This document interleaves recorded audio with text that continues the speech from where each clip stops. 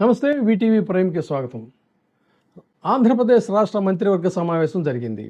మంత్రివర్గ సమావేశం అనగానే సహజంగా జరిగేది ఏంటంటే, జరుగుతున్నటువంటి కార్యక్రమాల మీద సమీక్ష, జరగబోయేటువంటి కార్యక్రమాల గురించి చర్చ, ఆ తర్వాత ప్రకటన, ఏ విధంగా రాష్ట్ర అభివృద్ధిని ముందుకు తీసుకెళ్ళాలి, మనం ఇందులో ఏ అంశాల్లో ఏ శాఖల్లో ల్యాప్సెస్ ఉన్నాయి, ఇవన్నీ కూడా సహజంగా జరుగుతాయి. కానీ చంద్రబాబు నాయుడు గారిని వెంటాడుతున్నటువంటి ఒక నైట్ మేర్లా వెంటాడుతున్నటువంటి స్టిగ్మా అనాలా, ఫోబియా అనాలా, దానికి ఏ పేరు పెట్టాలో యాప్ట్‌గా నాకైతే అర్థం కావటం లేదు.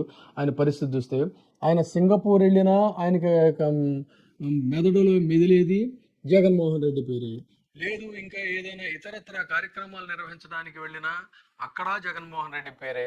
చివరికి రూరల్ ఏరియాలో డెవలప్మెంటల్ యాక్టివిటీస్కి వెళ్ళినా అక్కడ కూడా ఆయనకి కనిపించేది వినిపించేది జగన్మోహన్ రెడ్డి యొక్క ప్రస్తావనే. ఈ విధంగా చివరికి మంత్రివర్గ సమావేశంలో కూడా అటు అధికారిక మంత్రివర్గ సమావేశాలను, మంత్రివర్గ సమావేశం అయిన తర్వాత లంచ్ కార్యక్రమంలో కూడా ఎక్కువ భాగం జరిగినటువంటి చర్చ ఏంటంటే జగన్మోహన్ రెడ్డి గురించే. ఇది అక్కడ ఆసక్తికరమైనటువంటి అంశం మంత్రివర్గ సమావేశంలో. ఆయన మంత్రివర్గ సమావేశంలో మాట్లాడుతూ చెప్పింది ఏంటంటే, జగన్మోహన్ రెడ్డి నిర్వాకం వల్ల సింగపూర్ వాళ్ళు వెనక్కి వెళ్ళిపోయారంట.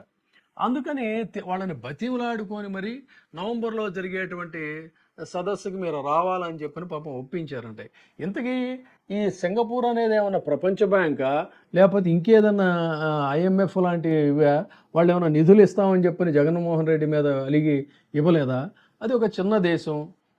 మన చంద్రబాబు నాయుడు గారికి చాలా ఆప్యాయమైనటువంటి ఇష్టమైనటువంటి దేశం. వాళ్ళు ఎందుకు రాలేదు?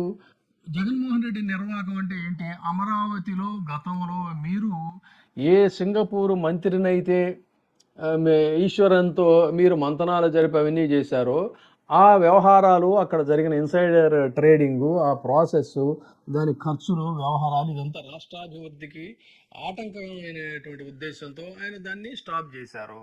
చేస్తే ఆయన చేసిన నిర్ణయం కరెక్టేననేటువంటి విధంగా అదే ఈశ్వరన్ని ఆ సింగపూర్ మంత్రిని ఆ ప్రభుత్వమే స్వయంగా ఆయన అవినీతి భాగవతాన్ని వెలికి తీసి ఆయన అరెస్ట్ చేసి జైల్లో పెట్టింది. సో దీన్ని ఏమనాలి? అది విఘ్నులు ఆలోచించుకోవాలి. దాని గురించి పెద్ద చర్చ జరిగి వాళ్ళంటే దాన్ని బతిమలాడుకున్నారంట వాళ్ళు రమ్మని చెప్పని. సో ఇది ఒక దానికోసం కొంత టైం వేస్ట్. ఆ సంగతి అలా వదిలేస్తే అది మంత్రివర్గ సమావేశం అయిపోయిన తర్వాత లంచ్లో కూడా చివరికి నంచుకుంటూ భోజనం చేసింది ఏంటయ్యా అంటే మాటల పదార్థాలన్నీ కూడా జగన్మోహన్ రెడ్డి గురించిన ప్రస్తావనే. సో జగన్మోహన్ రెడ్డి గురించి మాట్లాడుకుంటూ భోజనం చేశారనమాట. ఏమిటి ఇదంతా అంటే, క్రిమినల్స్తో చాలా జాగ్రత్తగా ఉండాలి.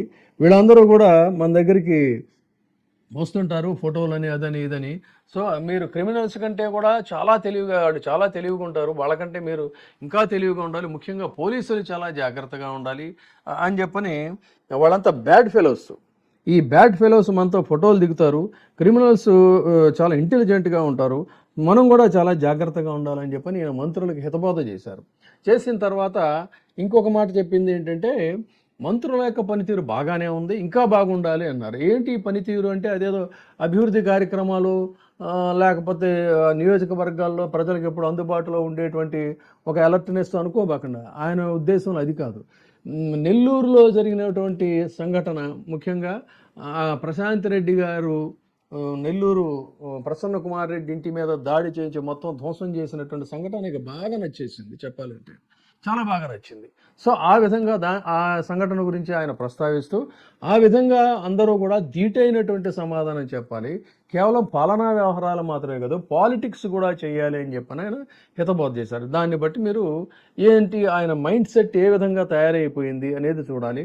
దానికి అనుబంధంగా మనం పులివెందుల్లో 10,000 ఓట్ల కోసం జరుగుతున్నటువంటి హోరాహోరీ పోరులో ఎంత రక్తం ఓడుతుందో, ఎంత హింసని ప్రేరేపిస్తున్నారో కూడా మనం చూస్తూనే ఉన్నాం.